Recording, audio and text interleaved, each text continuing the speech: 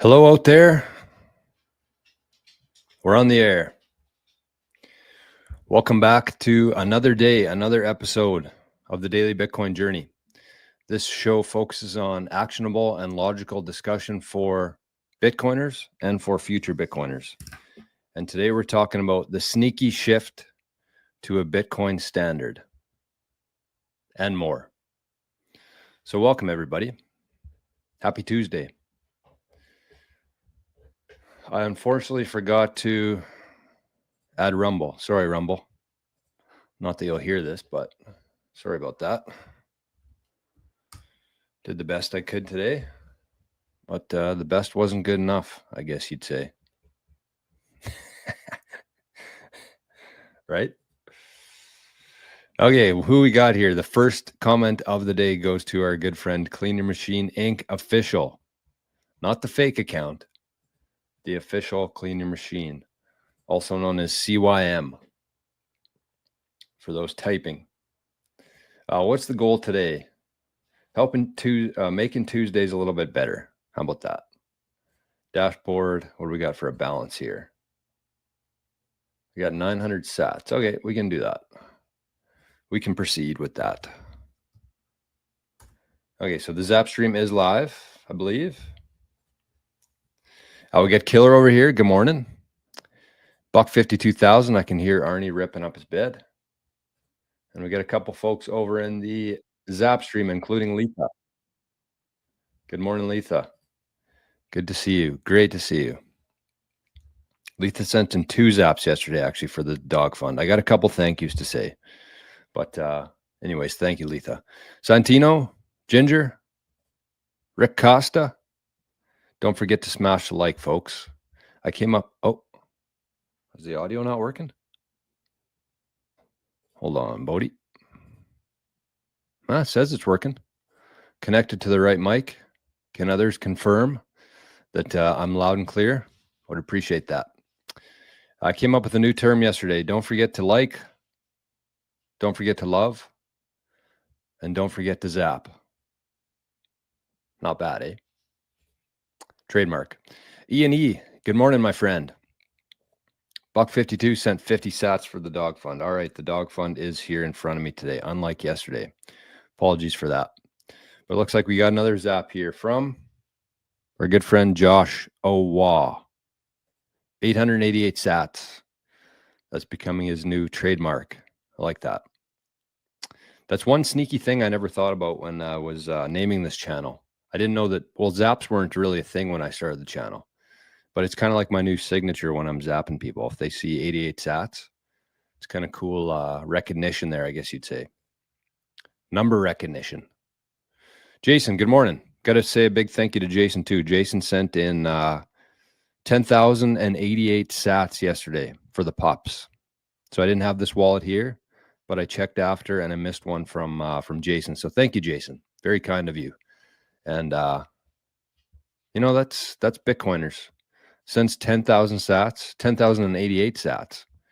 And didn't even mention it. Love that. Thank you, Jason. We got Jay. Good morning, 1%ers. We got Joshua with the early zap for today. Okay, let's keep her going here. Parker, good morning, my friend. Mark. Hey, we got V Trades in the chat this morning. Good morning, V. Good to see you, brother. Salty Brewer. That looks like a new face. Good morning. Cheers to you. Happy Tuesday. And look at this over on the Zap stream. We got one of our Noster legends in the chat with a fat zap for today. Mav21. 10,000 sats. Thank you, my friend. We should share this with Noster, actually. We should share this with Noster. Mav21 found us without the share. Love that. Thank you, Mav. Appreciate you, brother. Hopefully this summer at some point, Mav and I will get to play some golf together. Some way, somehow, we're going to make it happen. J-Dog, morning Bitcoin crew, hold tight. That's right. Hold tight. Get as much as you can. Tommy D, good morning, brother. We got Peter, not Peter. Sorry, Peter. I know how offensive it is when people get your name wrong, although I'm pretty much immune to it. I would say that people get my name wrong more than they get it right, which is kind of sad. So whenever I have a kid, it's going to be like the most basic name ever. It'll be like Peter, although I still managed to mess that one up. So you never know. But I don't know if it was a blessing or a curse, but very, very complicated name. Both the name itself, the name I go by, and the the middle name, the real name, the everything. I don't know. It's been a nightmare for school and government. But anyways, stay under the radar, I guess. Okay, working now. That's good. I don't know, Bodie. I didn't change anything, so maybe it's your ears that weren't working. Caden, good morning. Yeah, not Sue. We're not going to call him a boy named Sue. That's for sure. Shout out to Johnny Cash, Man in Black. Cleaning Machine. X is a good name, actually. There's a lot of people who don't like Elon just because he named his kid X. Could you imagine being that petty of a person? Imagine being that brainwashed that you're just finding things to hate Elon about. Oh, his kid's name's X. He's an idiot. Okay. Gotcha. Built PayPal, SpaceX, Tesla, Boring Company. Yeah, he's an idiot. Okay, well, we got lots to talk about today. Letha said, don't name them Letha. I actually love the name Letha. But yeah, I could see how it would be hard to, it would be an easy name to pick on, I think, especially for kids. I don't think parents put enough thought into the names of their kids. Although I shouldn't say that. People put way too much time into it, but they don't consider the right things. That's my theory. Not everybody. There's a lot of great names out there, but for the most part, most parents are dipshits. And I know I have a hard time saying that because I'm not a parent yet, but I think everybody should have a dog before they have kids. I think that's a good test. Should have to have a dog from a puppy, raise it from a puppy before you can have a kid. I don't know how that would work. I know that goes against our freedoms, but I feel like that would be a much better outcome for the world. They are?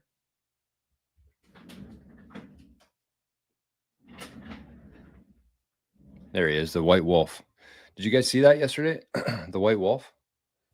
Let me show you quickly. I do this every day. I'm trying to be better with like the YouTube stuff here. Had a really good conversation with a guy yesterday, a guy named Joe. And he helped me quite a bit. Gave me a lot of good tips on the channel, because the problem that I've had so far with this channel is what? Well, what's been my problem? Well, first of all, I never got into this to become a YouTuber. That was my first problem. Second problem is that I've spent the last 4 years basically 100%, well, not as close to 100% as you can get in terms of trying to learn Bitcoin, to try to learn as much as I can and cover as many different topics. So I have stuff to talk about here every day. So not only for the show, but for myself and for the future, I've been putting all of my focus, all of my energy into Bitcoin. And I put 0% into actually learning how to make a channel, a YouTube channel. So Joe helped me quite a bit. And so I've been trying to keep these to an hour just for the YouTube, the algos. But I don't know. I start talking about stupid shit and then I go down rabbit holes. So who knows? I think that's a benefit that wouldn't show up on any algorithms, is the fact that you never know what the hell we're going to see on here. Any given day, any given moment, you don't know what you're going to see on the Bitcoin journey. What was I going to show you? Oh, the white wolf. There's the white wolf right there, but that's not what we're talking about. There's our good friend Odell. Here it is. So Time Magazine, the May 12th edition, has been released. And it says, this is Remus. He's a dire wolf, the first to exist in over 10,000 years. Endangered species could be changed forever. Endangered species could be changed forever. I don't know. Looks like somebody that I know. So maybe Arnie wandered and did some mating. Or we just have really good technology now. But I'm going with Arnie snuck off for an afternoon somewhere.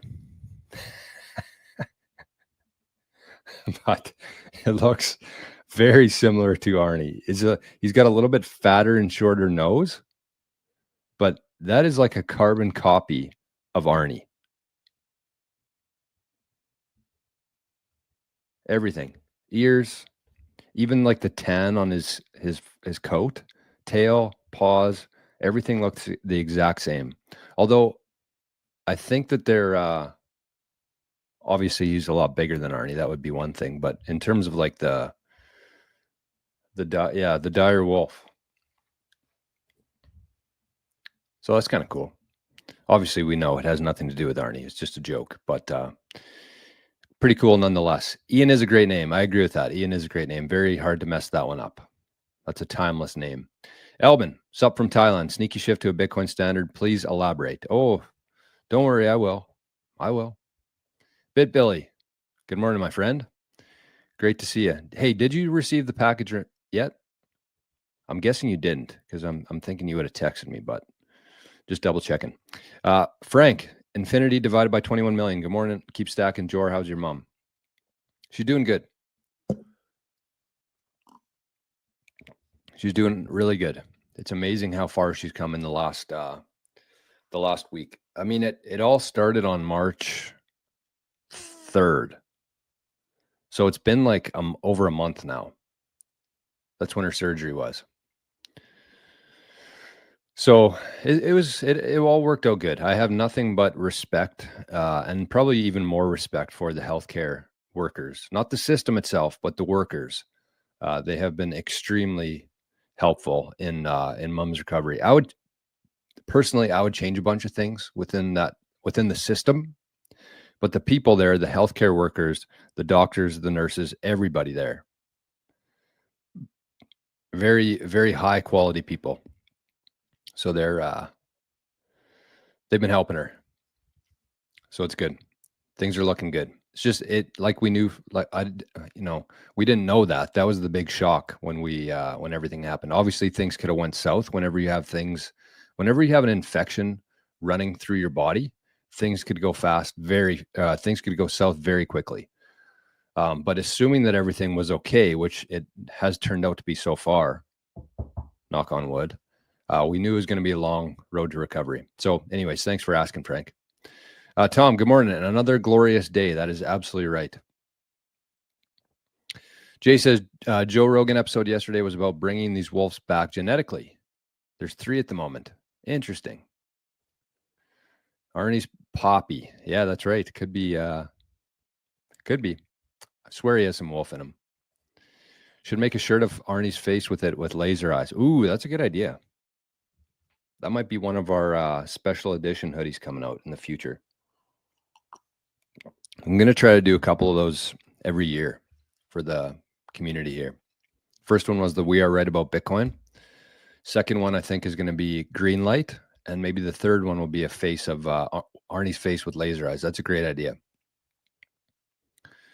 White wolves are prone to hearing problems. Yeah, that's, I believe that. Arnie has no problem hearing. He just has problems listening sometimes. He has very selective hearing. Look at that. We got Craig over in the chat this morning. Arnie and Ramis Insurance. Who's Ramis? Is that the wolf? Must be. Remus. Remus. That's a name that you would avoid as a kid. Remus. Rhymes with penis. We're in a good mood today. We're feeling good. We're feeling fine. All right, where should we begin? That's the question. Where should we begin here? Let's give away some Bitcoin to start. We always wait till the end, and I always forget. So let's give away some Bitty here quickly. In the meantime, though, I want to give some shout outs here because yesterday was a historic day for the channel, for the world, actually, you might say. We hit our very first UTXO for the Rescue Dog Fund. We were waiting until we hit 500,000 beautiful, scarce sats, and we did. We now have exactly 501,139 sats for the dogs. So I'm going to be creating a UTXO sometime soon. I was going to do it on today's show, but there's too much going on. So I might either just do it myself or I wanted to do it on the show. But anyways, I want to give a couple shout outs though, because it was actually something really cool that happened. So we were talking about it yesterday. We were hoping to get to 500,000. I knew it was going to be a long shot, but we ended up getting a total of 91,627 sats yesterday alone from yesterday's show. And this was the cool part. We got a zap at later in the day, 5 p.m., 20,400 sats from, it said, the note says, "Hey, Jor, happy to hear your mom is doing better. Hopefully over 100K or 500K sats now," from Ryan. So that was actually the zap that put us over the 500K sats, just like he predicted. So thank you, Ryan. That worked out perfectly. And also want to give a shout out to somebody who sent in 10,000 sats after hours yesterday. No, that was this morning. Very early, 10,000 sats. So thank you for that. Very much appreciated. Alrighty, so let's keep moving on here. I summon Satoshi. I was just talking about you. I must have summoned you. Thanks again for the chat yesterday, and thank you for the help. We're gonna boost these numbers because again, I spend zero time thinking about it, but I realize how important it is because the whole goal here is to reach as many people as possible. I don't want to do it in like a greasy way or like try to game it, but there's things that help, right? So I want to do that because it's important for the mission here. Arnie's back. Okay, so get out your Lightning wallets, point your phone at the screen, and get ready for some action here. First person to scan this QR code is going to win at least 210 sats. Man, my brain and my mouth are not in sync. Somebody on Jerry's channel yesterday said that I talk slower than the Bitcoin blockchain. That's okay. Here we go.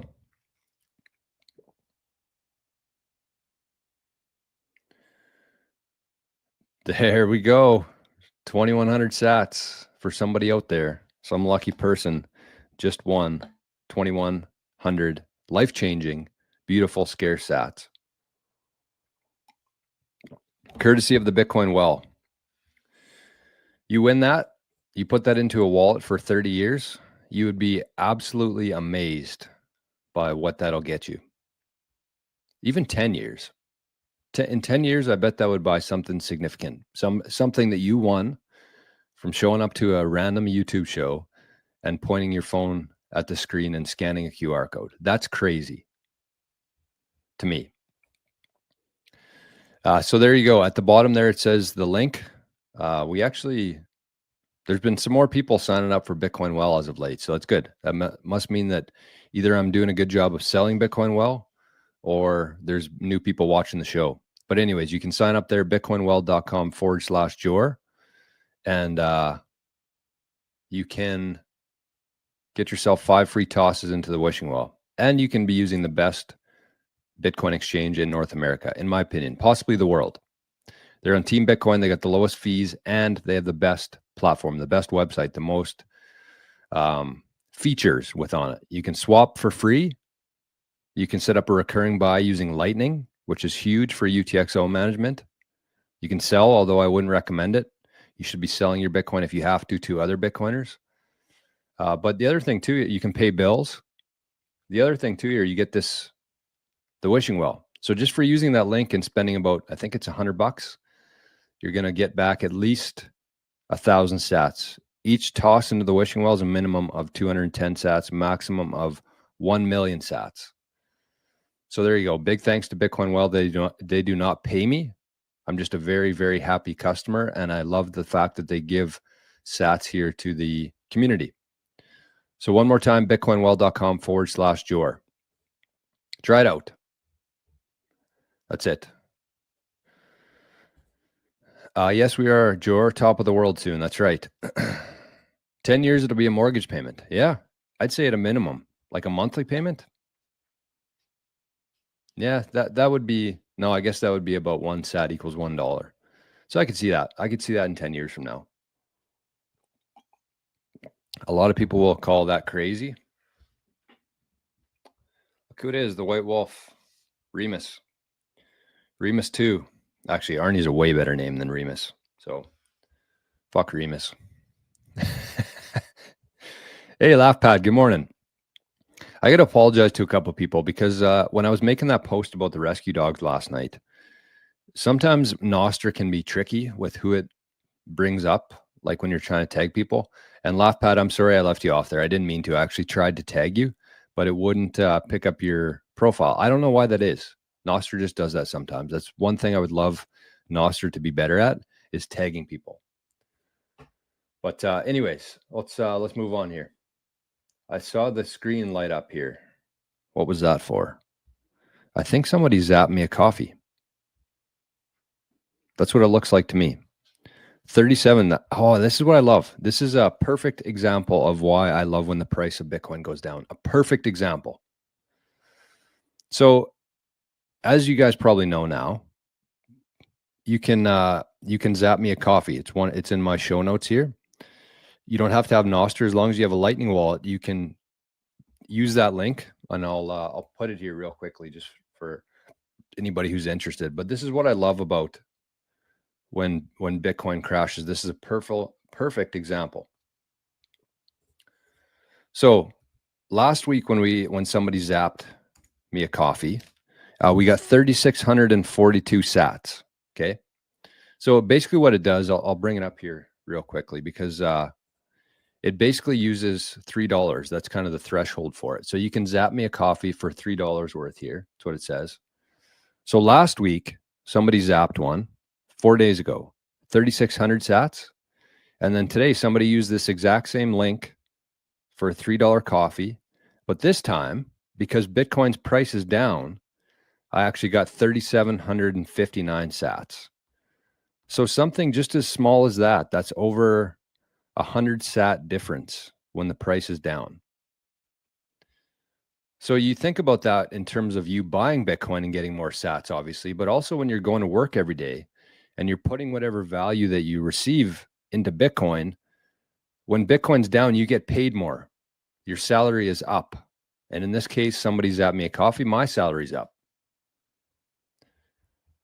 So that's pretty cool. Sorry, Jora, I have not checked my P.O. box in a bit, on my way now. All right. Well, you should have it there because I think I sent it about a week ago now. Own our trauma. Do you have any thoughts about the lawsuit that was filed yesterday in the U.S. against DHS to reveal who they claim created Bitcoin?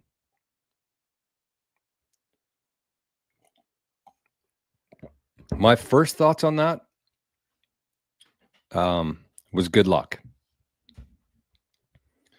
This person or group of people have managed to stay anonymous for 16 years. I don't think that anybody's going to change that. But the other thing that I thought of there was, look at that good boy. Taking a little snooze. You've earned it, Arnie. You've earned it. Taking a snooze with a sock in his mouth. Nice. Dirty sock. God loves dirty socks. Oh, look at this. Somebody just sent another coffee, the exact same amount. So Bitcoin price obviously hasn't changed in the last couple minutes here. 3,759 sats for the DCA, the dollar coffee average. Wow. Whoever thought of that? You got some creative skills there. It looks like LaughPad.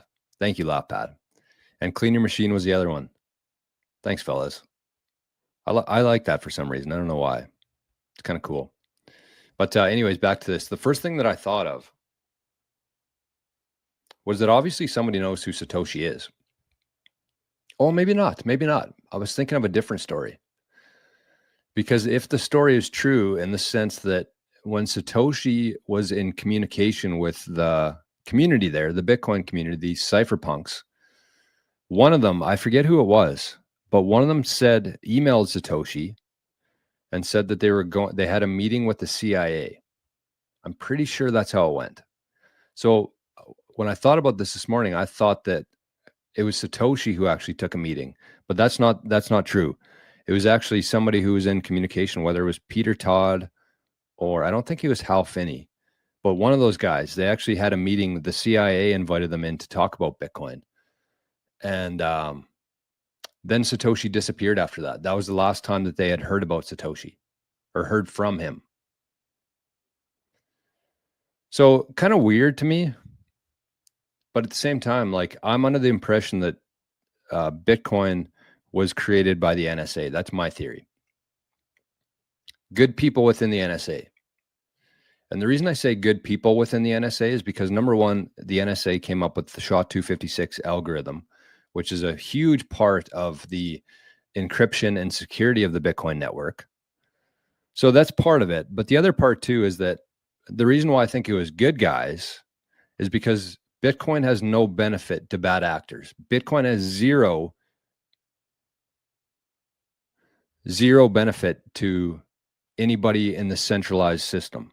It's actually a nightmare to that system. It's going to end that system. So why would somebody from within that system create Bitcoin and give it to the world? That makes no sense if they had bad intentions. So that's why I think it was actually good people within the NSA. Could be Jack Dorsey might have been one of those people. Not saying he was part of the NSA, but there's a lot of stuff that happens behind the scenes in the world that we really have no idea about. And it's the weird part is it starts at a very young age. And grooming might be a word for it, but I don't know if it's grooming. But when here's the weird thing. And I know that there's probably people watching today that will know who I'm talking about here. But the weird thing with some of these government agencies is that when they find like different child prodigies, we'll call them, they take them and put them into their special little schools at a very young age.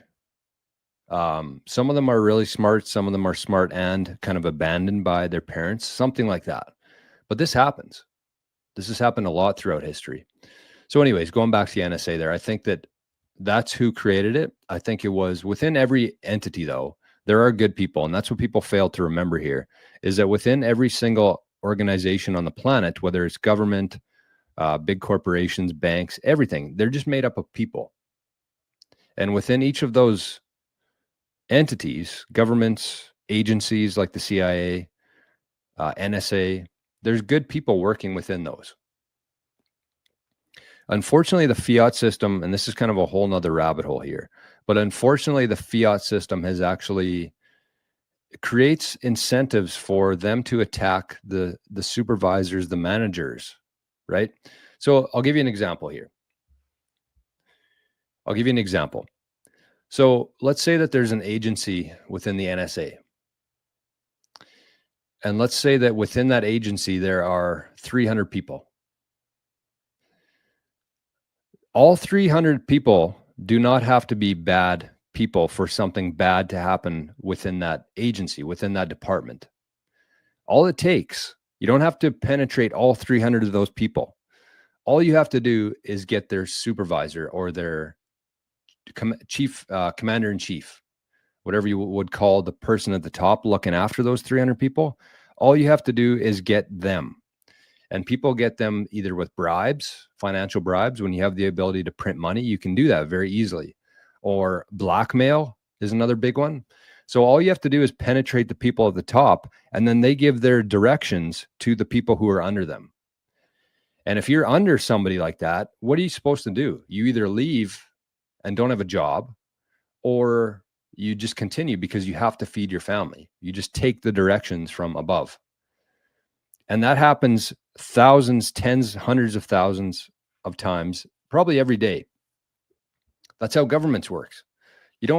Smart people do not move up in government.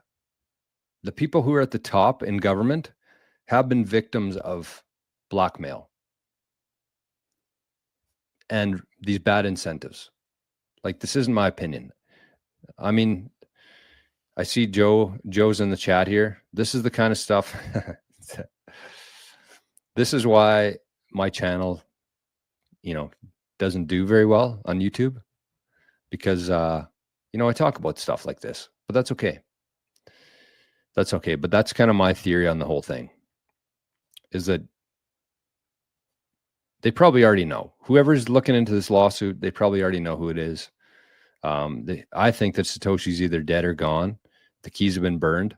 I don't think there's anything that could possibly come from that would change things.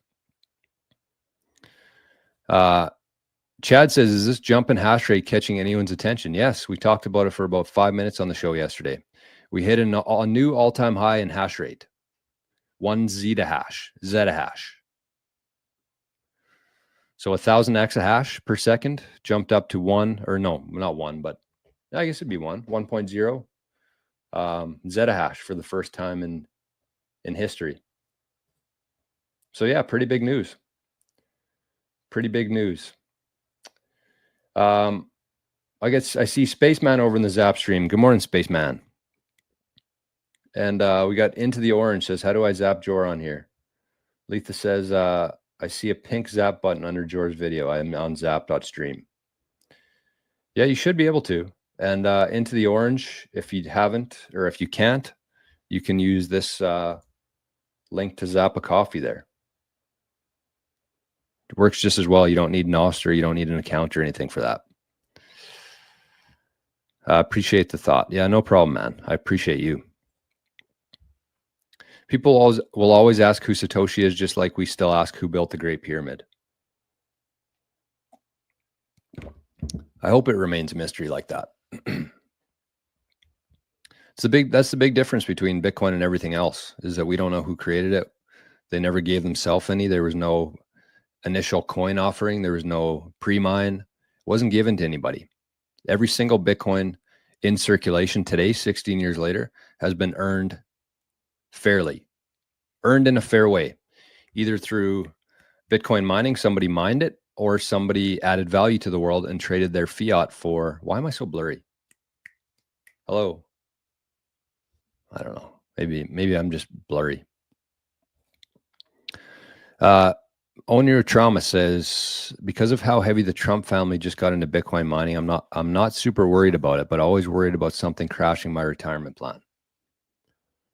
Well, a couple things I'd say to that is, if you're worried about Bitcoin, you have to spend a little bit more time in Bitcoin. And I'm not saying that to be rude. I'm saying that the more studying you do within Bitcoin, the more you realize how hard this thing is going to be to capture. And I wouldn't tie the Trumps into it at all, although I do have my theories in how the Trumps were involved with Bitcoin. But the Trumps will come and go. Trump families, you have to remember that this asset's going to be here for the next, hopefully, 20,000 years, which is crazy. That's why I don't think that Bitcoin's really going to start until the mining rewards end. That's kind of when it's really going to, not that it's going to be like 1 sat equals $1 there. That's when 1 sat's going to basically, people will work a whole year for a couple sats at that point, when the mining ends. Jay says, who filed it is what I'd like to know. Yeah, that's a good question. And you should be able to find that out. I think that's got to be public knowledge, public records. All things will drop to zero versus Bitcoin except one thing, electricity. True. True words.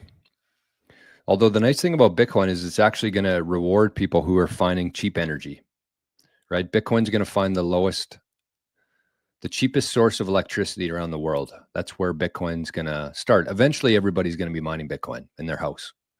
They probably won't even know it. Just like they have things hooked up in their house right now that they don't understand. Me, I don't understand half the shit that's running through this house. But every house, especially here in like northern parts of the world, will have a Bitcoin miner. And then people in Arizona will have a Bitcoin miner heating their pool. And then a business in Russia will be will be heating their factory or their shop with Bitcoin mining. Everybody will. We're so early in this whole thing, and it's crazy when you just zoom out a little bit and think about it. Hey, look at this. Verbal ass whooping. VAW. Greetings, brother. Top of the morning here in South and busy with work, but listening. Check your speed wallet. Hey, my man.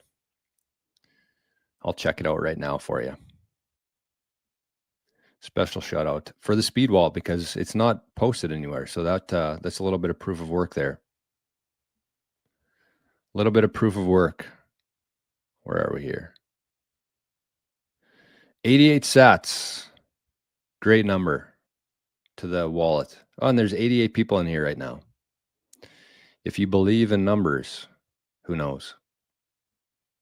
It's funny how many people have accused me of being a Nazi sympathizer for having my show called 88 Sats. It's going to be, it's cool though. I got a couple different plans with the 88 Sats thing. But anyways, let's get to some freaking news here, my friends. Let's get to some news. Let me shoot off this email. Anyways, thank you, VAW. I appreciate that. To the speed wallet. Okay, so let me send this email off. We'll, oh shit. Drafts. Oh, I don't know why. I guess it's because I do this in the morning and I don't know when it's going to end my list, but I always forget to send it. Good thing it's always sitting in the drafts. Quickly, while we're up here, I know we love Noster most. Yeah, we got 91 people in here and 33 likes. Don't forget to like, don't forget to love, and don't forget to zap the show. The show has 0 sponsors. It is 100% funded by the community. So if you like it, you enjoy it, learn from it, you can send some value. Anyways, Maple Bitcoin here. Just in case there's people on X, I'm pretty sure there's probably more people on X than there are on Noster at this point. So there you go. You might as well check that out while we're here. But that's not what we're looking for. We're looking for the email from today.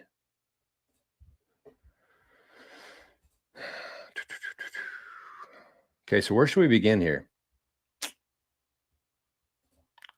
First one, let's start with this one. We got some news to cover. So we're about 38 minutes into it today.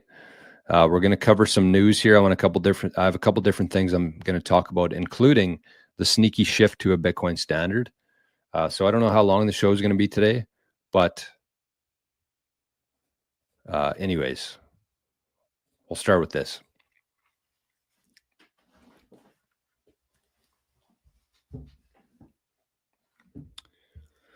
Okay.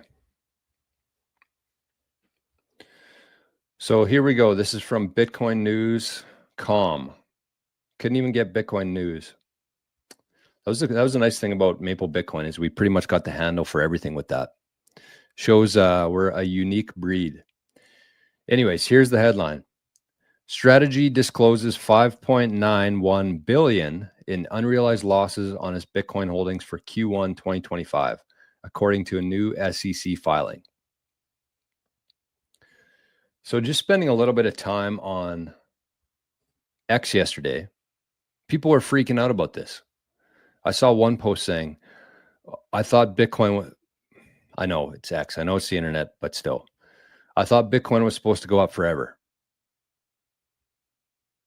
Which is true, but not day to day. And people have to understand that this is music to Michael Saylor's ears.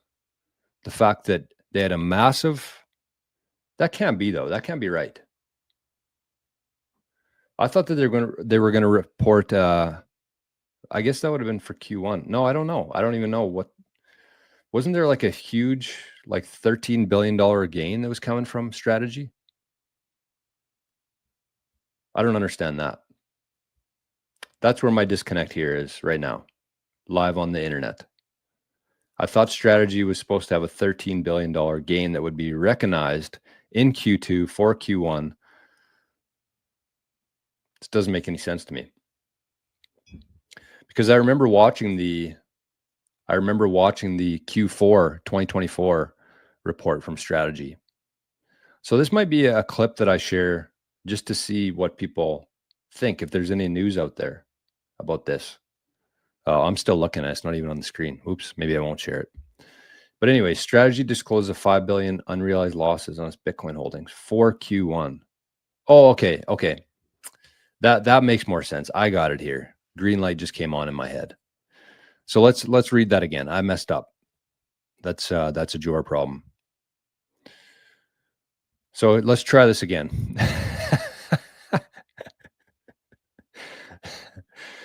Strategy discloses 5.91 billion in unrealized losses on its Bitcoin holdings for Q1 2025, according to a new SEC filing.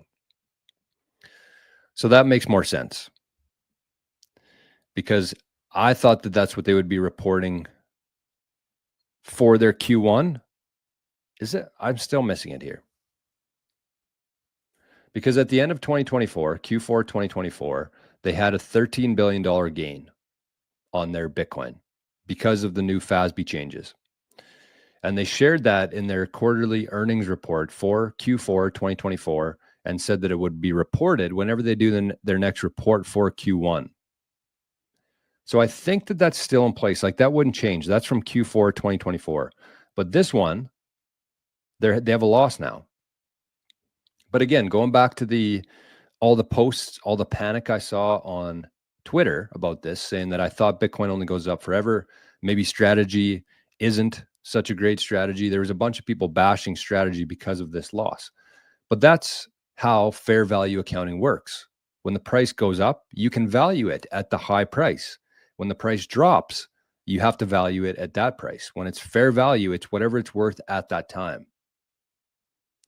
So before, if you compare that to how Bitcoin was reported for public entities before the new FASB changes, basically, if you had bought Bitcoin at $10,000, that was your cost, and it went up to $100,000, you weren't allowed to mark that up to $100,000. You had to keep it at your cost of $10,000. Plus, if it ever dropped, if it went down to $7,000, that's where you would have to report it on your balance sheet.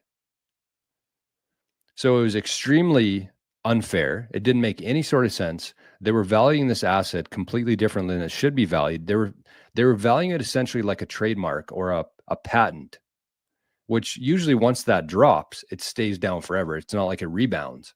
But Bitcoin's dropped 4 times to a new low, 80%, and then run up to an all-time high 4 times.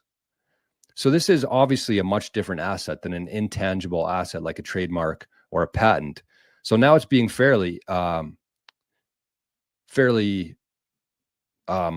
valued on their balance sheet. And this is what's going to happen. You're going to see it go way up because it can now, and you're going to see it drop. There's going to be gains. There's going to be losses. That's the whole point of fair value accounting. So this has nothing to do with anything. This is just all based on Bitcoin, right? So news, but not really news. So I still think that their next quarterly report, the next filing that they have, will have a $13 billion gain, which is probably going to be looked over now a little bit because of this, but that's okay.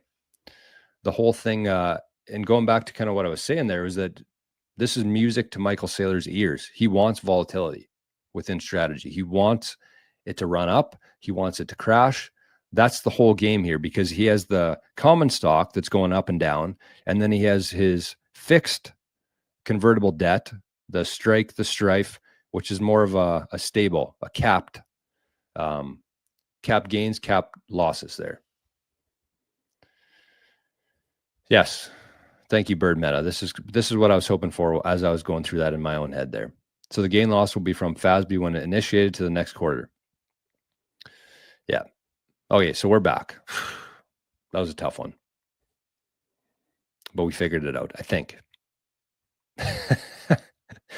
Garja says, hi there from Florence, Italy. Thanks for the great content as always. What do you think about solo mining with the BitAxe? I think every single person within Bitcoin should be. Kind of my thoughts on this is, and I've actually changed my mind a little bit on this as well, because I now see more importance. I now realize the importance of running your own node more so than I did before, in terms of not only like helping decentralize the Bitcoin network, but also to help your privacy. So I used to say, you should have a certain amount of Bitcoin before you start running your own node, before you get a miner, before you get a cold storage device like a cold card. But I've changed my mind on that. All three of those things, I think you should be ordering as soon as you possibly can.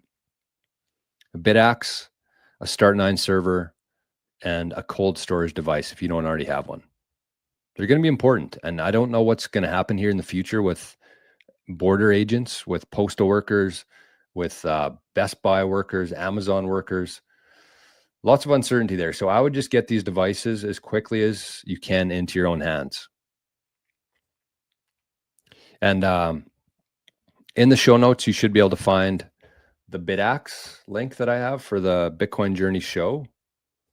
I'll put it in the chat too, but there's also Start9 in there. There's a cold card discount. You should always be using your referral codes or discount codes. Any chance you get, obviously, save some sats, usually get something in return. But I just put in the link there in case anybody's looking into ordering a BitAxe. Joe says, proof of work in life is key. That's why you will make it big, Jor, because you don't mind working for the win. Yeah, it's been tough. I'm going to do, speaking of proof of work, I'll maybe come back to this at the end, but I'll mention it quickly now. But so tomorrow, Wednesday, every Wednesday, we do a private show for members only, for Living in the Future, for Bitcoin Journeyman. And the course that we do on Wednesdays is called Proof of Work. So we've had about 5 episodes now, I think. We've spent all 5 trying to figure out, who we are, where we want to go, setting our direction. But tomorrow I'm going to be talking about an important one here.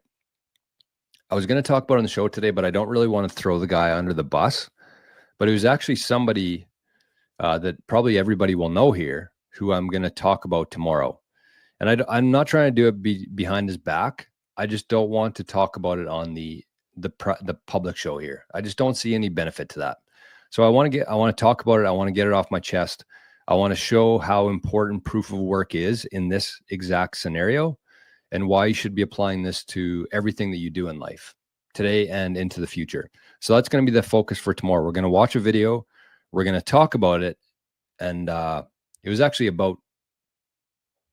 the video was about me. So I'm going to keep it a private show because I disagree with the person. But anyways, so if you want to be part of that tomorrow, you can easily join here. It's $5 a month. It is the best $5 per month you will ever spend. You get the Wednesday shows. You get all the shows on the channel here, all the episodes, the private stuff, and you get access to our beautiful, amazing Living in the Future community there. So I just shared the link there in case anybody wants to join, anybody wants to watch the show tomorrow. That is your best bet to do it. But yes, the course is called Proof of Work because that is the key. That's what makes everything work in life. Proof of work.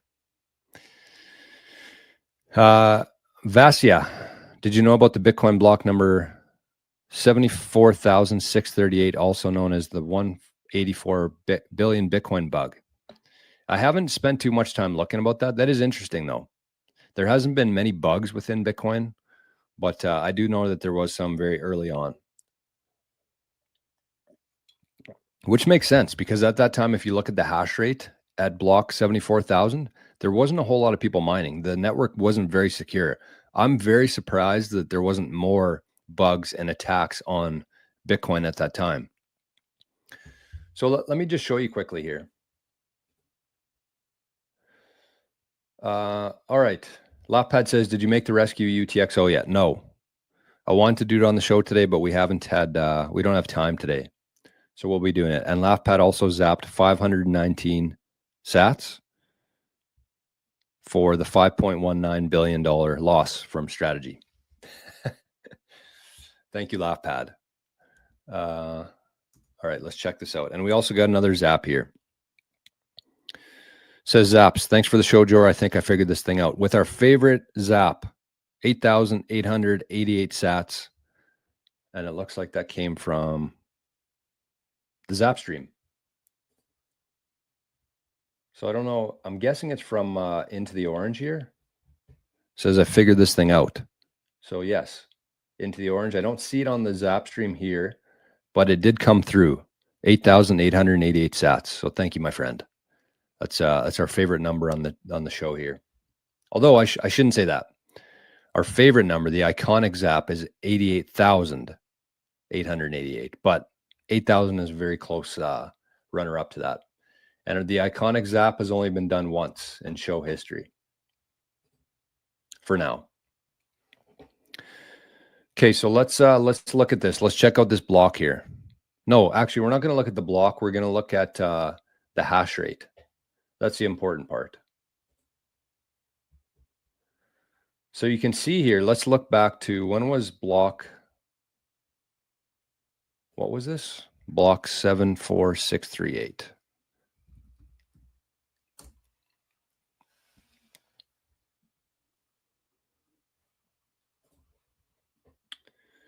Okay, so that was 76. This is the cool thing about Bitcoin. So transparent, so easy to find anything you want to. It's incredible. This is absolutely incredible that you can do this, in my opinion. So 76, 74. Okay, well, this is close enough. Because I just want to see what the date of this was. This was on August 25th, 2010. Does it say the... No, it doesn't. Okay. So that's all we need to know, though. We're going to go to August 25th-ish, 2010. So at that point here, 2010, I'm guessing it was right around here. So you can see the hash rate at this time when this bug happened was 2,948, I'm guessing mega hash per second. Pretty much a flat line. That's how many people were mining Bitcoin at this time. There was hardly anybody mining Bitcoin at this time. You could have mined Bitcoin with a laptop at this time because there were so few people competing against you. That's what you have to keep in mind here, that as the hash rate grows, as more and more people are mining Bitcoin, it's going to become harder and harder, and you're going to need more and more computing power. Right? So at this time, you could have mined Bitcoin with a very low computing power, like a laptop, because there was hardly anybody competing for it. But because it's grown significantly since then, you need a bunch of computing power now to even have a chance of hitting a serious chance of hitting a block. So again, we went from mega hash to gigahash to terahash to petahash to exahash. And you can see here last week, for the first time, we got to zettahash, or 1,000 exahash, aka zettahash. So we've officially, this is a huge deal, and I feel like nobody's talking about this in Bitcoin at all. We crossed a new threshold there, a new measurement. 1,000 exahash, or 1.025 zettahash. So look at that. Look how long that took to cross that line. That basically since we got off the ground here, we've been in exahash. So we went from 13 exahash in 2017. We climbed all the way up slowly over time here to 1,000 exahash per second, or 1 petahash. So this is a huge deal. Like, look how long that took. Basically almost 10 years. And we just crossed the Rubicon last week. Absolutely massive. This is the real indicator for Bitcoin. So, I mean, yes, that makes sense that somebody would hack Bitcoin at that time, because hardly anybody, it would have been so easy to hack, right? Took me 30 seconds to Google the 88 thing. People are so dumb. Yeah, no doubt. Like if anybody listened to my show for like a half an hour, they would obviously know that that's not the case, right? But people don't. BTC Backpacker, good morning, my friend. Great to see you. All right, so Into the Orange says, I guess I almost figured it out. Maybe because I'm on mobile, I only have an invoice option to zap. Thanks for the heads up. Maybe I set my wallet up wrong here. Huh. Yeah, it could be something to do with your profile on Zapstream. But anyway, the saps. Ooh, that's an interesting one. The saps. A mixture of zaps and sats. And this is where it clicked for me. Maple Bitcoin. SAP.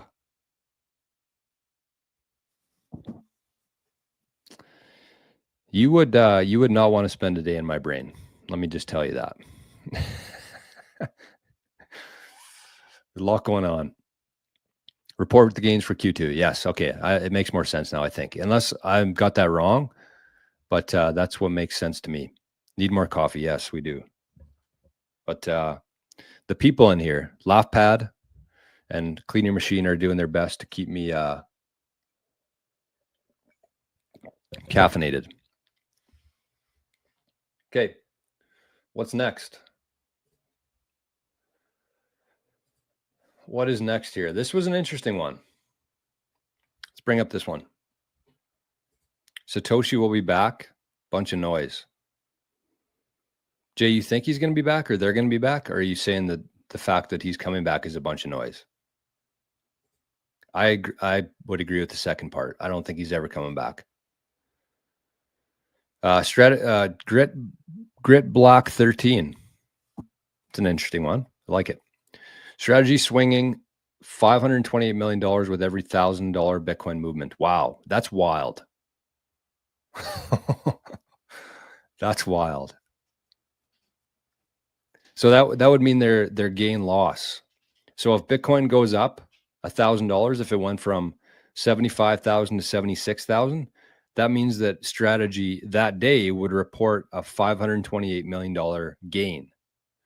If it dropped from 76 to 75, the price of Bitcoin, Strategy for that day would report a $528 million loss. But thankfully, they don't have to report daily gains and losses. It's just at the end of every quarter for a public company. But that's crazy. Steven says, if you move sats in this order from a KYC exchange to a hardware wallet to Aqua to an L2 like speed, but never back to a hard wallet, are these sats able to be used for transactions? I mean, you're better off. Here's the thing. Whenever you buy Bitcoin on an exchange, that Bitcoin, that will always be attached to your name. And there'll always be somebody, assuming things don't get better, assuming we're still paying tax on Bitcoin in 10 years, which I don't think we will be, but they'll always know how much you bought. From there, you can do different things in terms of cutting that cord. So even though they know that you have it, and they're probably going to ask what happened to it, they don't need to know where it went from there if you do it properly, using things like Aqua. Cool story, bro. Is Tangent Wallet good? Must be new to the channel here. I've spent if I had a nickel every time, if I had a sat for every time I talked about the Tangent Wallet, I'd probably have one Bitcoin.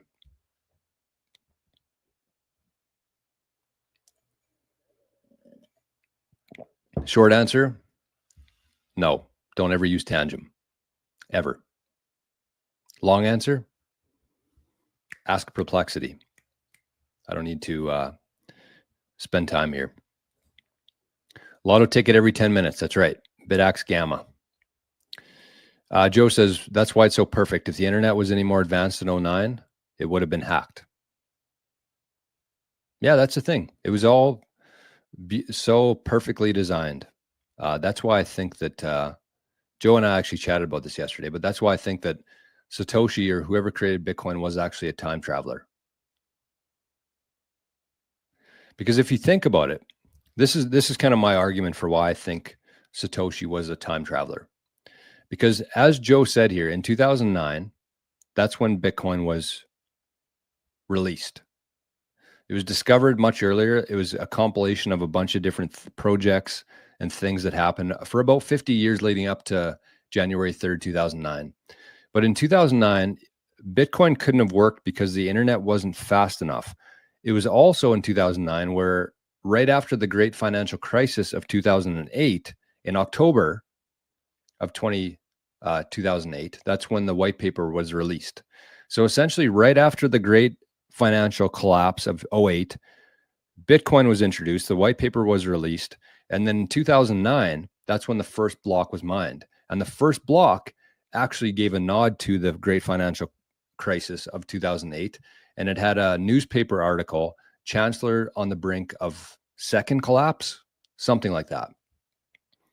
But why I think Satoshi was a time traveler is because how everything was so well thought out in terms of the psychology behind Bitcoin, the grassroots aspect of Bitcoin, the supply, the swings, the cycles, and getting people interested, and a small percentage of people actually sticking around for the next one. And of course, the encryption and the mathematical aspect of Bitcoin. But if you think about it, in my opinion, there's no living person who would ever release something into the world like Bitcoin that could have the impact that Bitcoin is having and not live to see it through if it was just a regular person. Because if you release this thing in 2009 and the last block subsidy wasn't until 2140, you know that you're going to release this thing and you're not going to see that project through for the whole time. So I don't think that any human would have that vision to create something that they wouldn't be able to see play out. That's my opinion on it. And so the reason I think Satoshi or the group, who knows who it was, what it was, but I think that they were time travelers because they don't have the same concept of time as the average person would. That's why I think that Satoshi was a time traveler. Thoughts? Questions? Concerned? Yeah. Agree with this. Time to try some mushrooms and talk to aliens about the Bitcoin. Maybe it was a time traveler. Maybe it was an alien, but it wasn't a normal human being. That's kind of that's what I'm getting at. Because no normal human being would release something so big, so perfectly designed, and not be able to, and know that you're not going to live to see it through. Jake says, where do you find the live feed broadcast once you paid? Is that for the Living in the Future? So I share the link both on the YouTube channel here. You can join as a Bitcoin journeyman, and I shared on like the main channel. You'll be able to scroll down and click the link there. Also in Patreon, I shared at the top of the page there. So you should actually be able to copy and paste the link that I share tomorrow morning, put it into a browser, and you'll be able to show up for not just to watch the show, but to comment as well. To hack one zettahash, you would need 20 qubits. I don't understand quantum computing, but it sounds like, where are we right now in terms of that? Qubits, like one, less than one? Seems like it's a long ways away based on how secure the Bitcoin network is today. Tyler, good morning. Good to see you, man. Sat Stacker. Maybe this will be my thumb. Maybe this will be the thumbnail for the show. Matching this face. Who knows? I might use that sometime. Be you. Yeah, that's right. Have to. Otherwise, people would figure you out. You have to be yourself. Brian says, does anyone else remember AOL dial-up? Yahoo as the only search engine? I do. That's where we're at in Bitcoin terms. Fiber optic stage around the corner. Great analogy, Brian. Hello, 88 Maple Leaves. Good morning.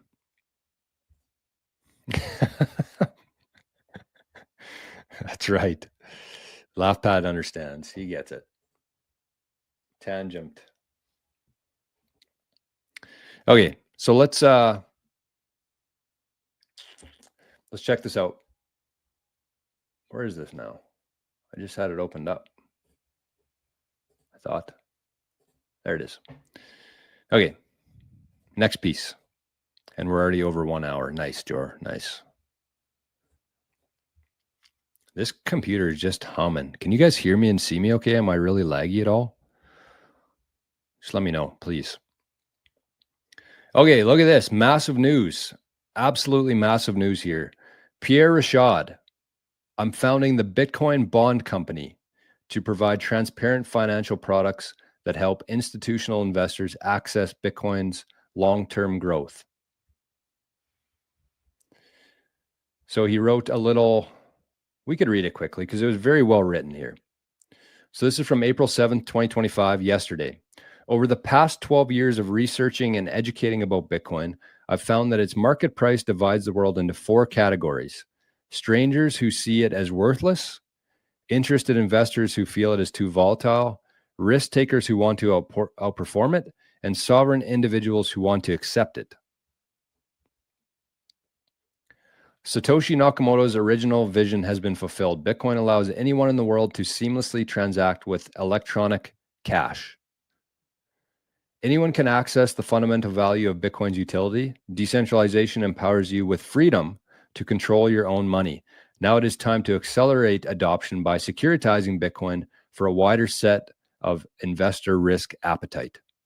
The Bitcoin Bond Company's mission is to create long-term relationships between credit allocators who want protection from volatility and equity risk takers who want to outperform Bitcoin.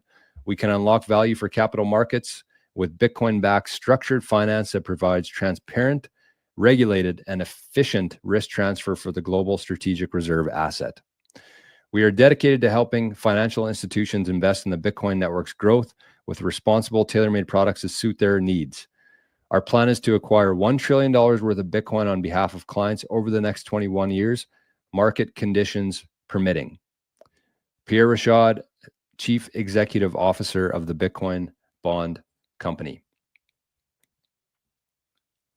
How good is that? I absolutely love this. Absolutely love this. And I'm sure there's going to be people shitting on Pierre for this, but I absolutely love this. And Pierre, if you ever happen to watch this video, I would love to help you in any way with this.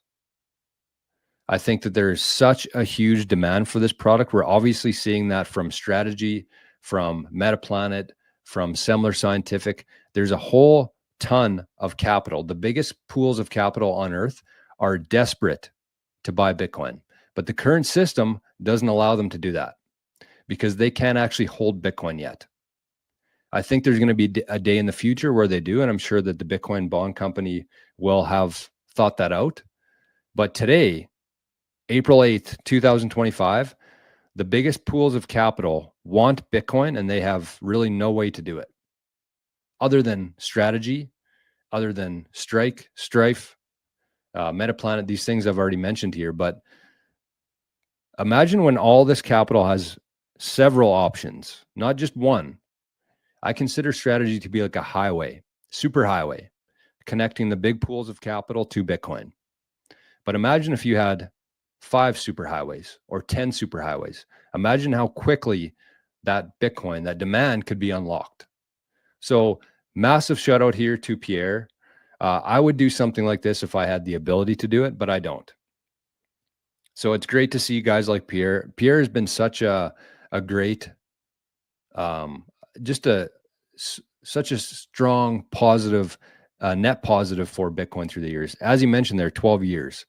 So he's helped me kind of understand a few things within Bitcoin without a real podcast or anything, just from being on different podcasts. So he's been growing, he's been learning, he's been adding to the Bitcoin network for 12 years. And it's great to see somebody like that, a true Bitcoiner, a true OG Bitcoiner, get into something like this. So big news. Again, I think that there's probably going to be a lot of people shitting on him for that, but I want to give him a shout out because that it's important. That capital has to flow. It has to be able to easily flow into Bitcoin, and things like this help that. Brian says it took 5 minutes just to get online. Yeah, remember that? You couldn't use. I remember that. You couldn't use the internet while somebody was on the phone at your house. Hilarious. Jay says, definitely revaluing our time, something the monkey brain cannot properly do. That's what I mean. I don't think it's possible that Satoshi was just an average person. They would have some sort of superpowers. Maybe that's what I'll title that video. Satoshi had superpowers. Maybe not. Maybe not. Maybe. When this thing hits 88 miles per hour, you're going to see some serious shit.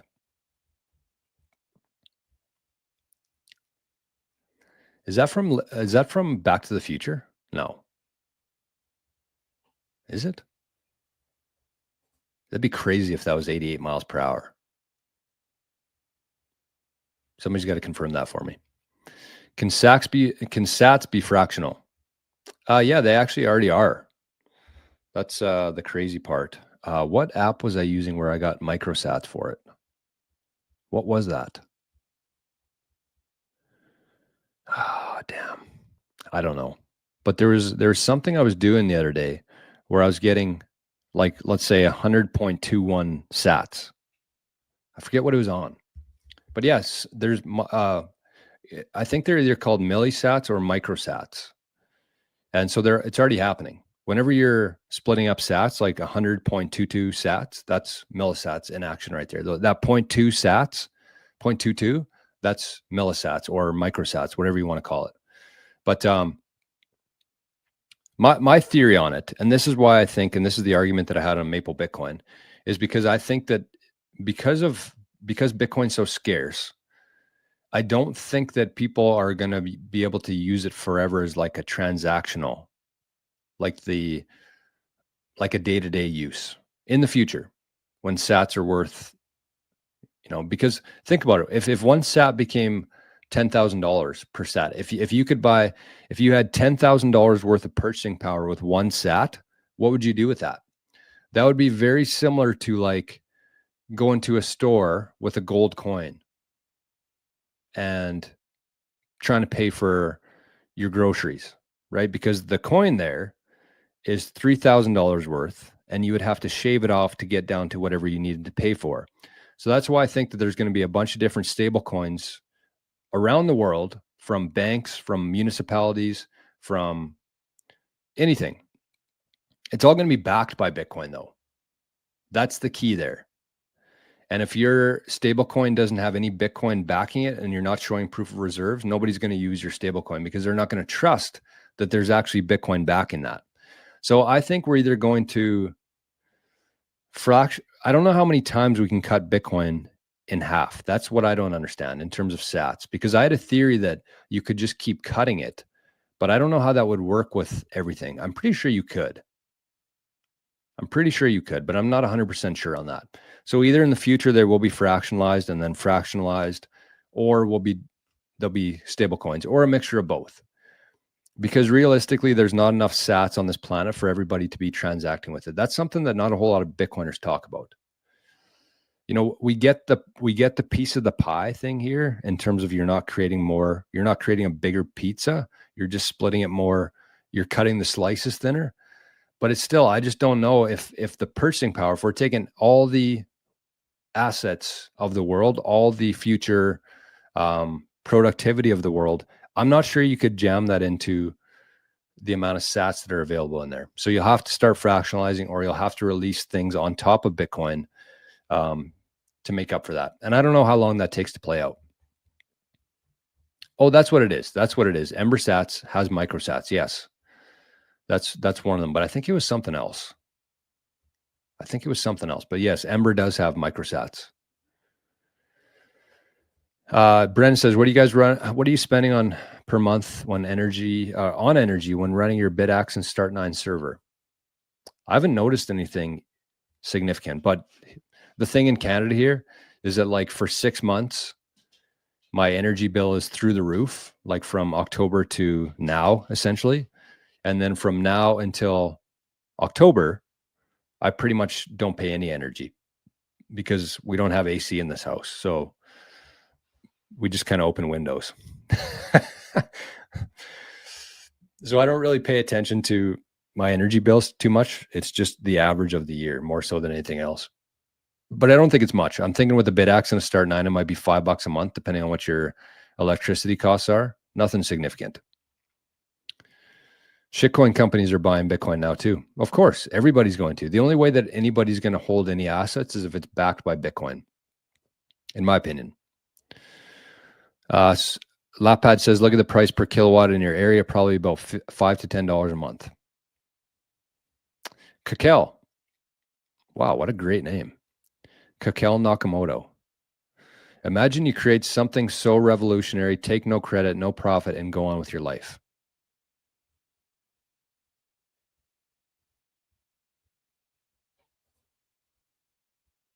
Is this real?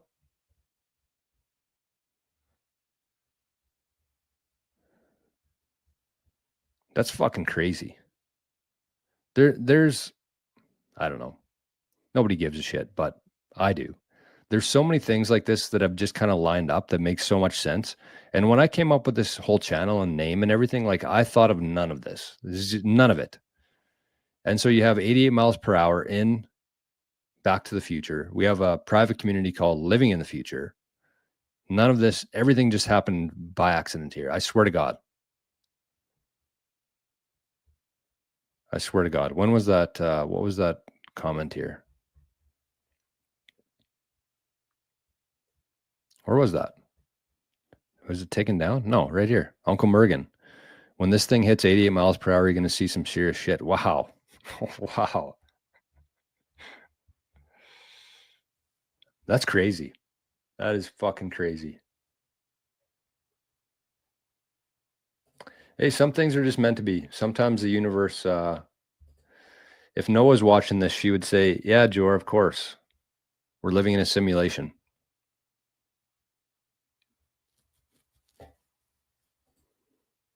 Anyways, let's check this next one out. This was, that's crazy. My mind's kind of blown right now. I'm not going to lie. This next one here, this is actually a reply to, and I haven't read this yet.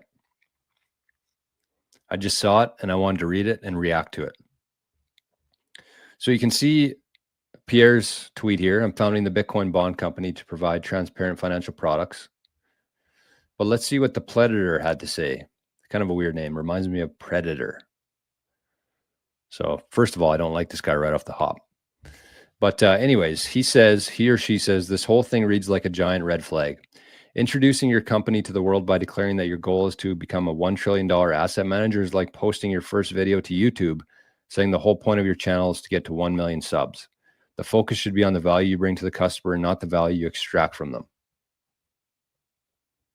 Well, I disagree with that. He's not trying to extract value here. He's not saying that he wants to make $1 trillion in fees. He's saying that he wants to add as much value to obtain a bunch of clients who want to hold Bitcoin, and that they'll hold enough Bitcoin that Bitcoin will eventually be worth $1 trillion someday. What's wrong with that? I think absolutely when you start a new company, you should have a vision of where you want to go. Otherwise, you're not going to do anything. You're going to float around at sea. Maybe you want $1 million worth of Bitcoin. Maybe you want 1 billion. Maybe you want 1 trillion. Who knows? But if you don't declare it right off the hop, you don't have any sort of direction. So that's stupid. Point number 1, stupid. 2, why is your plan to acquire X amount of dollars anyways? The goal should be to acquire X amount of Bitcoin. The unit you choose to value worth The unit you choose to value worth in tells a lot. Okay, well, learn to type. Learn to speak.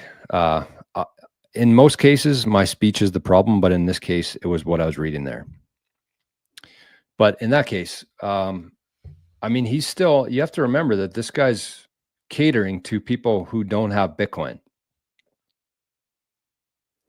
What's he supposed to say there? He's not catering to Bitcoiners here, Predator. He's catering to people who don't have Bitcoin yet. So yes, if he was targeting me as a client, he would say, this is how many Bitcoin he wants. When he's targeting the legacy financial system, he's going to talk in dollars. That's the language that they speak. That's like communication 101. Speak to your audience. Number two, another dumb point. Saying that Satoshi's original vision of P2P cash has already been fulfilled. Now is the time to grow Bitcoin.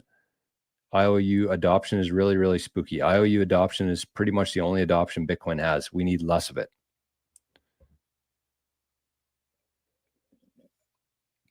That point I kind of agree with. And I actually was reading, as I was reading Pierre's thing here, saying that Satoshi Nakamoto's original vision has been fulfilled.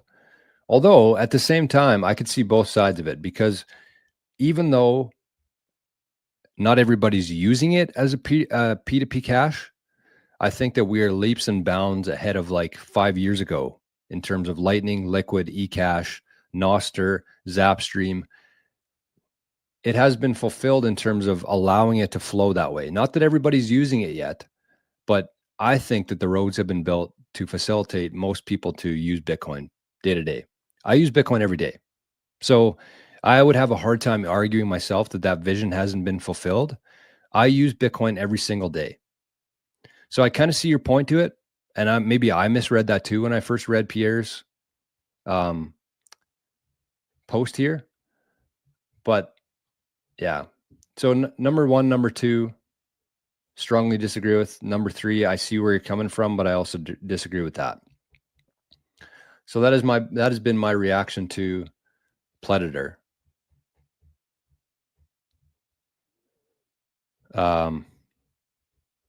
Okay. Wow. What a show today. And we didn't even get to what we're talking about today yet. Do we have time today? Okay, we're going to do it. We're going to do it. Why not? Oh, you know why my computer's been running so bad? Because I had the time chain calendar open. Fuck. Okay, let's catch up on some comments here. What's up, Zapstream? Pretty quiet over there. There's people over there, but pretty quiet chat today. I'm talking too much, maybe. Let's take a little wee break here. What do you think, Arn? Oh, you can only see his feet. Okay. Let's get to the comments here. So yes, we are back to the future. That's so crazy to me. 88 miles per hour, Marty. Microsats exist on layer 2. True. Yep. Yeah, I guess they wouldn't exist on layer 1 yet. That's right. That's a great point, actually, Jay. Not yet anyways, right? Because basically what would have to happen there, if sats, turn out to be what we think they're going to be in terms of how much they're worth, how much people value them, then they could still be on layer 1, I think. It would just have to be a change in, or would it? That's where I get confused here. That's where I get confused. Like, is that a thing that the wallet would actually have to implement, or like a soft fork? Because I'm pretty sure the only measurement within Bitcoin as a whole is sats. It has nothing to do with Bitcoin. It's all about sats. So I don't know what that would look like in terms of splitting those on layer 1. That's a really interesting discussion, actually. Because if Bitcoin plays out like we expect it to, that is going to be a problem, I think. 2.1 quintillion sats, more than enough. I thought it was quadrillion. Oh no, I guess it'd be what is it? 210 quadrillion? 2.1 quintillion? I don't know. Either way, a lot of sats, more than enough to go Sat for dollar when the money supplies double again. How long will that take? Yeah, I mean, today, if we were to use Bitcoin as a transactional currency for the whole world, we'd probably have enough. But as a lot of that capital and productivity flows into Bitcoin and those sats become more and more valuable, then that's when it kind of becomes a problem. Hey, Crypto Princess, good morning. Hey, did I miss your show yesterday, Crypto Princess? I think that was yesterday. I didn't get a message from you. Anyways, you can cut it, but the people that run a node in mine have to decide for half a sat. So it would be a soft fork then, probably? We are living in the future, yes. Technical explanation for 88 miles per hour. 1 million sats will reach 1 trillion USD given enough time. McChilly. Are you Satoshi experiencing amnesia from the DeLorean? Galaxy Tile says, wow, George, starting to think you are the time traveler. Could you imagine? I mean, I was way too late to Bitcoin, and I'm too stupid to be anywhere close to that. Jay, I think there's only one way to go about custody. Jesus had 12 disciples. You will have the power to set people free. That's interesting. Yeah, it was 12 disciples, right? Because it was 13. It was 12 plus Jesus. Tyler says, when you import a wallet with a backup phrase, does the Bitcoin move on chain? When you import a wallet with a backup phrase, no. No, it wouldn't move. I summoned Satoshi. Joe says, in the movie The Matrix, they harness human body energy to live. Imagine if we make a self-learning mechanism that's only goal is to mine. Imagine if we make a self-learning mechanism that's only goal is to mine. Sounds scary. It does sound scary. No matter what your keys are, you need multiple and you need to have people you trust. Yep. Unless, of course, you use super backed. Then you don't have to trust anybody. That's what you want. You want to maintain full ownership without having to trust anybody and without having any trace of Bitcoin in your house. That's the goal. Everybody should be trying to get there. And that can be done today with super backed. Letha, gotta run. Have a great day, guys. Same to you, Letha. Thanks for being here today, as always. Trust no one with your keys. Absolutely. Okay, I got to. We got to get to this news here. Not even news, but my what's the show title? Sneaky shift to a Bitcoin standard. Okay, so yesterday I made this post here. Where is it? Oh, it was on Maple Bitcoin channel. This did a lot better on X than Nostr, but anyways. So this is my theory. Oh, I guess I should bring this up.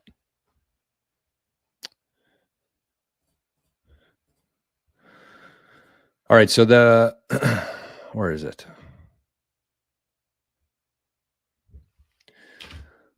The sneaky shift to a Bitcoin standard. This is the post that we had on Maple Bitcoin yesterday. It says countries that adapt first will win. Countries that adapt last will fall. Companies that adapt first will win. Companies that adapt last will fail. Individuals that adapt first will win. Individuals that adapt last will also win. That's my theory. That's on Maple Bitcoin Nostr. We posted on X as well. And it did really well on X. And there were some people who were asking for an explanation on the individual aspect of that. So it ties into game theory in terms of the countries and the companies, but I want to focus on the individuals here. So the last part there said individuals that adapt first will win, and individuals that adapt last will also win. And I should have probably added a caveat there saying they just won't win as much. They won't have as much in the short term anyways. But kind of my whole theory on this, and the reason why this post came to be, is that I really believe that we're going through we're shifting to a Bitcoin standard right now. And most people have no idea. And kind of my theory on this is that back in 1971, we basically went through the same kind of thing where Nixon took the US off the gold standard. And if you put yourself back into that spot in 1971, you can imagine how many people actually not only watched that press conference with Nixon, but how many people actually understood what was happening there. So I think if you look back to 1971, if you actually went to a website called WTF Happened in 1971, you would see how much of a free fall the world went into after the US went off the gold standard, after they had the ability to create money without any sort of energy backing that money.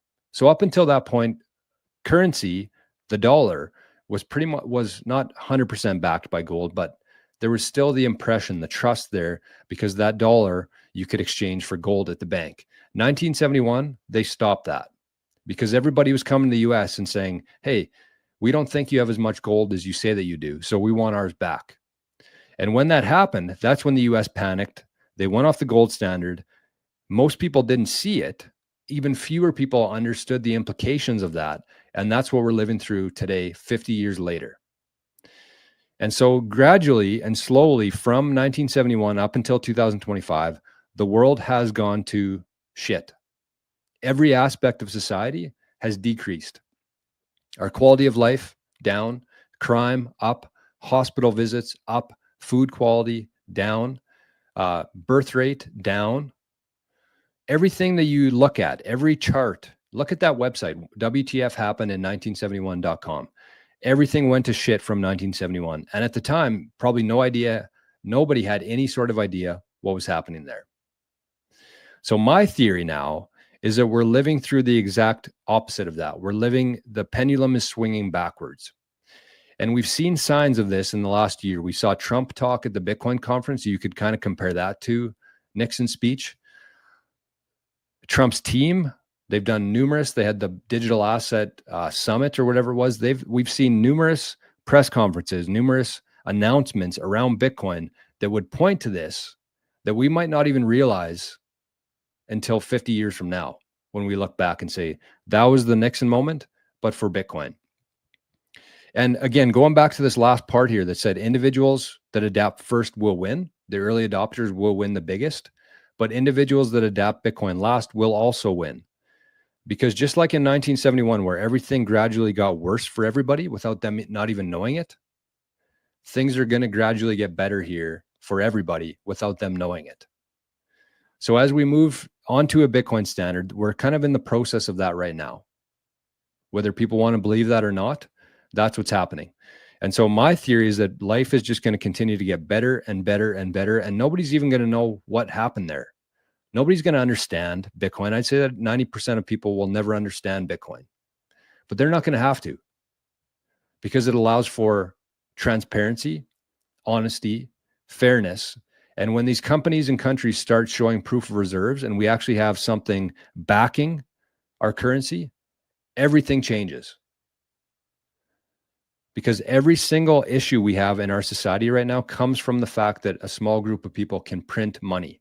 And when you take that away from them, everything gets better.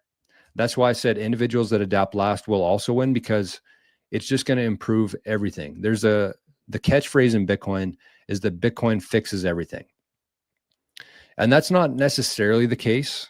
It fixes a lot of things, but the main thing is that you have a solid foundation, like the Bitcoin layer 1, that you can build on top of and bring back truth, transparency, honesty, and sovereignty to the world. So that's kind of my theory here. And most people, again, don't realize that this is happening, but the people who have realized that and who are taking action are going to be the ones who benefit the most from this, whether that's countries, companies, individuals. Every entity who adopts Bitcoin first will win. Whatever they're trying to do, they will win. And the ones who fail to do that are going to lose significantly. And it'll take some time to play out, but that's what's happening right now, in my opinion. The sneaky move to a Bitcoin standard. Oh, I'm running out of, I gotta top up my Zap stream here. Otherwise I'll forget tomorrow. Okay. Okay, that was somebody else. Sorry. So if I go to create stream, no, I don't want to do that. Okay, let's get to some more comments here as I top my balance up here.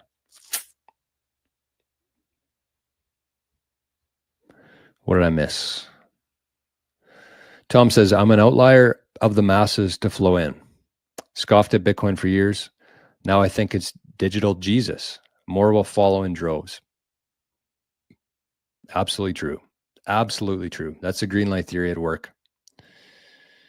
10-minute block confirmations mean hackers always have 10 minutes to make a network attack.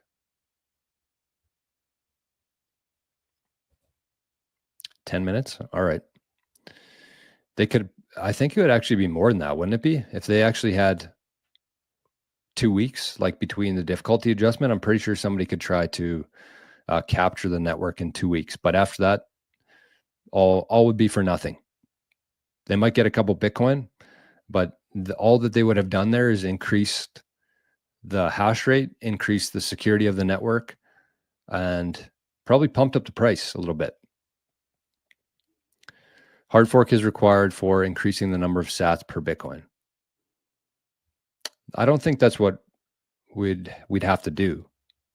I think the hard fork, that's what I don't understand. I don't know if it would need to be a hard fork or just a soft fork for the wallets, the software wallets, to actually account for microsats.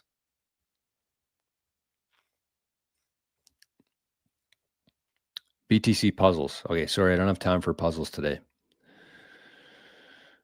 We vote in the Bitcoin community. Yes. More and more older people are starting to look twice. That is 1,000%. 1,000%. Buck 52 says, got some old legacy SegWit Bitcoin. Wow. Nice flex. Anything to be aware of when moving? I've never had any legacy SegWit Bitcoin myself, so I don't have the answer to that. Ask Perplexity. They'll be able to point you in the right direction. Okay, let's top this up.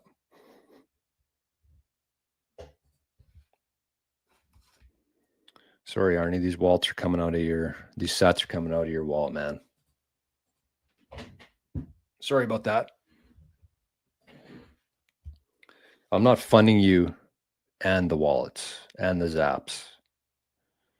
You got to pay some of your own expenses here, Arn. Okay, we're topped up. Rent has been paid.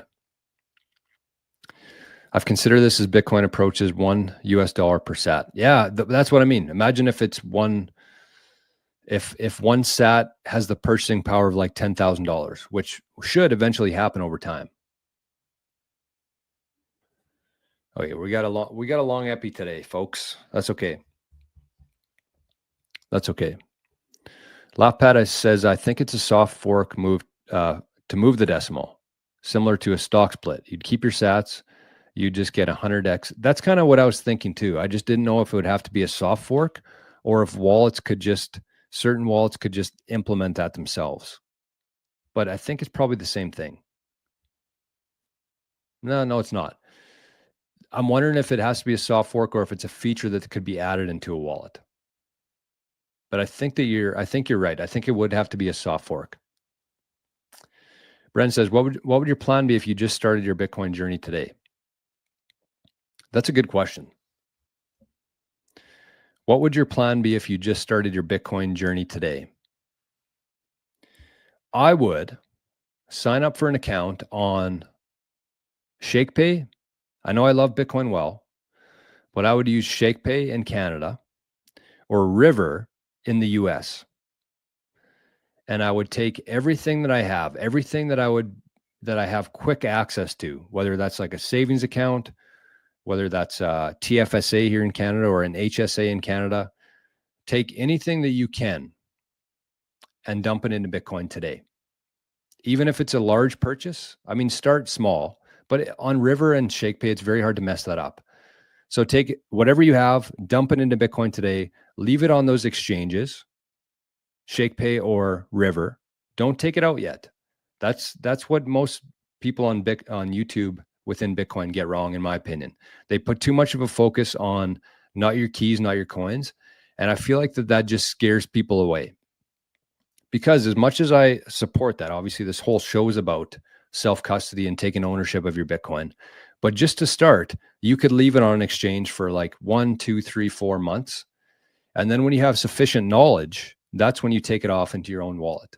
And that could be onto like a Aqua wallet on your phone, a hardware wallet like Sparrow on your desktop, or a device like Cold Card or Trezor. Even though I don't love Trezor, I think it's a really easy place to start. And then just gradually go up from there. But don't spend too much time, don't stress out about not knowing how to protect your Bitcoin. Just leave it on the exchange. So you could either do that with ShakePay, River, or like a Bitcoin ETF. You want to get the price exposure. That's the key at the start. You want to get the price exposure because this thing could blast off at any moment. We could get to 88 miles per hour here, see some serious shit at any moment. And you don't want to have that cash or other assets on the sidelines at that time. You want to have the price exposure to Bitcoin. So whether that's holding on an exchange for a little while or keeping it in Bitcoin ETF, just get the price exposure as fast as you can. And then take some time or hire somebody to help you secure that Bitcoin and move it off the exchange, sell your ETF, buy Bitcoin, move it to your wallet. Just like driving a car. I think that that's a great analogy. And I think that when you're first getting in Bitcoin, you kind of have two options. You can either invest your time, watch a bunch of videos, do whatever you need to do, learn how to protect your Bitcoin, or you can invest your dollars and hire somebody to help you with that. But it's very similar to driving a car where when you first learn to drive, it's not like somebody gives you the keys and says, hit the highway, good luck. You spend the first couple months or 6 months, whatever it is, with somebody as a passenger there, making sure that you don't do anything stupid. Sometimes they have a brake that they can press if you're going too fast. Sometimes it's just your parents or your brother or your friend who's helping you there. But it's the same kind of thing. And that's why I actually lean towards getting help from somebody, because it's the same kind of thing. You don't want to hit the highway before you learn how to drive. You don't want to take custody of your Bitcoin before you learn how to secure that Bitcoin. Moral of the story, get price exposure as fast as you can. Take all of your assets, buy Bitcoin. Not all of your assets, but anything that you'd feel comfortable with putting into Bitcoin, and then learn. I think that that's where people get it wrong within Bitcoin. So with that, if you're watching this in Canada, I'll put my ShakePay link below. If you're a new Bitcoiner, I'll put my ShakePay link below, and I'll get a link for River as well. So both of those will be in the show notes there. And both should have some sort of incentive for using a link. But both those exchanges, although I like Bitcoin Well better for seasoned Bitcoiners, for people who know what they're doing. But for somebody who's brand new to Bitcoin, ShakePay is very easy.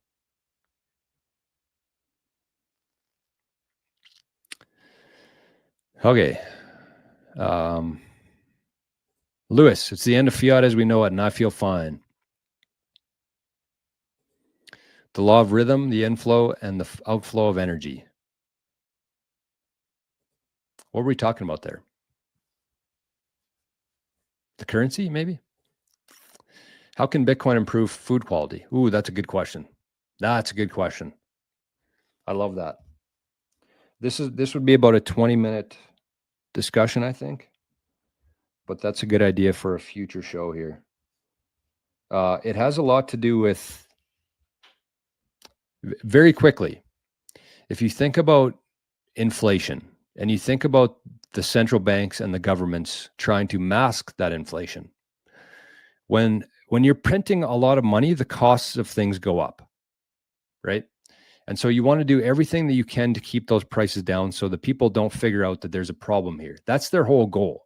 Realistically, I know that they try to, make that sound a lot more professional, but that's their whole goal, is to make sure that people don't figure out what's going on here.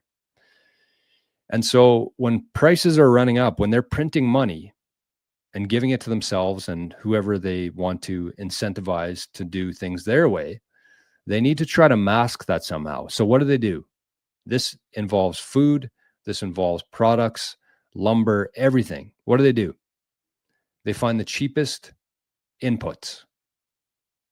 So with food, if you think about food, if we had proper quality going into the food, our food would probably be 10x the cost based on the system that we have today. So if you took that away from them, if you took their ability to create money, the incentives change. And so you wouldn't have to just find the lowest possible, cheapest possible input for food, for clothing, for houses, for everything. You no longer have to source the cheapest input there, because think about food too. Think about lumber and other things. Imagine if we weren't using the cheapest possible inputs here. If we were going back to like what they built things with in the 30s, 40s, 50s, 60s, that type of material, that quality, everything would cost like 5 times more than it does today. So the reason they hide the inflation by finding the cheapest possible inputs with things. And so if you have Bitcoin, instead of an inflationary world, you actually move to a deflationary world. And you don't have to worry about keeping the cost down, because they're going to go down naturally. So when you understand that, the main takeaway there is that the incentives, the inflation, trying to mask inflation, incentivizes, the only way that they can keep prices somewhat down is by finding the cheapest quality ingredients for food and for everything. And that's why it costs you $2 to buy like a meal, a cheap meal, bad quality, but it costs you $20 for the better quality food. And nobody who's living, the bottom 50% of people here, they can't afford the better quality of food or of products or of houses. So that's why infrastructure has gone to shit, because they have to keep costs down. And so they have to find the cheapest sourced materials. That's why. And that changes on Bitcoin. Hey, look at that. We got a green light here. Somebody sent in 500 sats for the cost of running Zapstream. Thank you. Love that. So Arnie, you got some reimbursed there, my friend. Don't worry too much about it. Hates when I spend his sats. Okay. Okay, we got to keep this under 2 hours. Tom, stacking sats has changed my family's trajectory for the better. You will never regret saving in Bitcoin. Yep. 100%. Joe says, bad idea. 10-minute block means a hacker will have to overpower 1 zettahash. It's almost impossible in today's standards, so it won't happen. Our unofficial fact checker for the Bitcoin journey, Joe. Patrick, good morning, buddy. Got to run, Jay. No problem. We'll see you tomorrow, hopefully. Joe says, I only move Bitcoin in 0.1 UTXOs. I use a different wallet for consolidation, 4 wallets in total. Interesting.